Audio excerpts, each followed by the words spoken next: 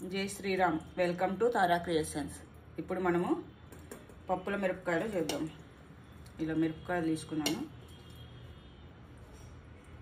ఇలా ఘాటు పెట్టుకొని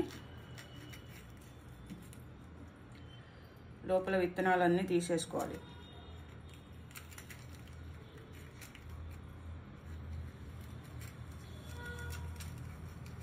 ఖచ్చితంగా చేయి పెట్టాల్సిందే. మళ్ళీ చెయ్యి సబ్బు వేసుకొని బాగా కడుక్కోవాలి, లేదంటే మంట వస్తుంది. కొంచెం ఆయిల్ కూడా రాసుకోవాలి చేతికి.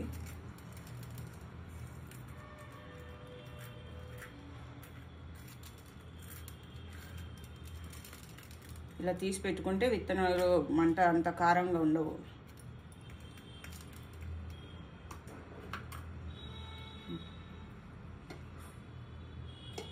ఇలా అన్నీ ఓపెన్ చేసి విత్తనాలు తీసి పెట్టుకోవాలి. తీసుకున్నాక ఈ పుట్నాల పప్పు పొడి కోసం దాంట్లో పెట్టడానికి కోసం చింతపండు, జీలకర్ర, కొబ్బరి పొడి,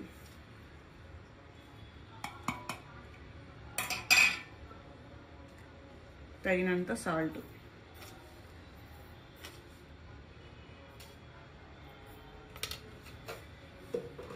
ఇప్పుడు వీటిని అన్నిటిని మిక్సీ పట్టుకోవాలి.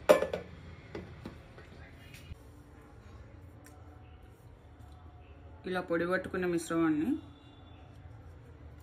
మెత్తగా పట్టుకోవాలి.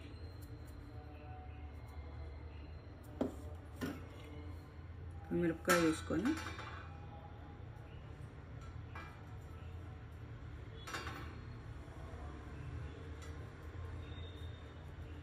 ఇవి పప్పులో నంచుకోవడానికని చాలా బాగుంటాయి టేస్టీగా.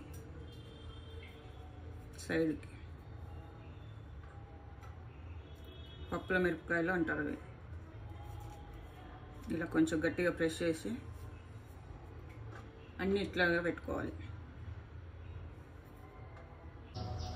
ఇలా మిరపకాయలన్నీ పెట్టేసుకున్నాక పప్పుల పొడి బాగా కొంచెం గట్టిగా ఒత్తుకోవాలి.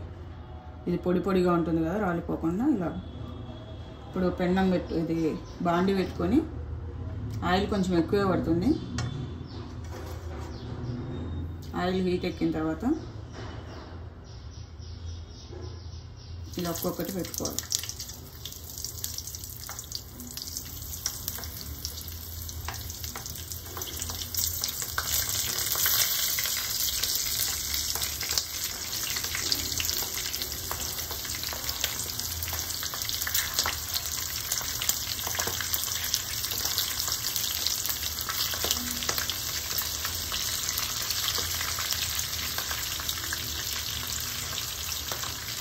ఇలా అన్నీ పెట్టుకొని సిమ్లో పెట్టుకొని స్టవ్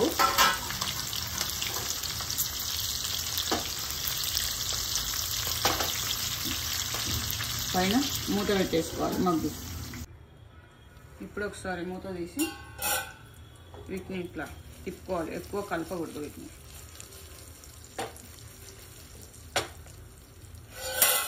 ఒక సైడ్ మగ్గి ఉంటాయి కదా, రెండో సైడ్కి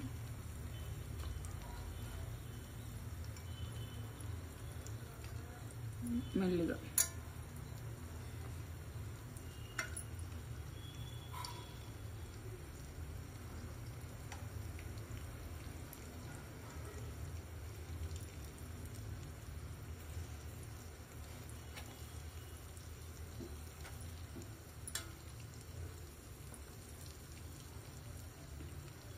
అన్నీ ఇట్లా రివర్స్ చేసుకోవాలి ఒకసారి. మళ్ళీ కొద్దిసేపు మూత పెట్టి మళ్ళీ మగ్గించుకోవాలి. కొంచెం మందపాటి గిన్నెలో పెట్టుకోవాలి, వీటికి మాడిపోకుండా ఉంటుంది.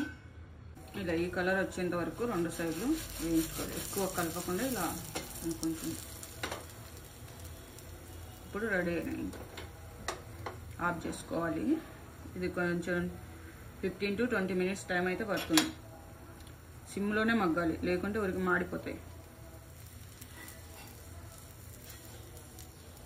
చాలా బాగుంటాయి పప్పులో నంచుకోవడానికి, చారులో అయినా.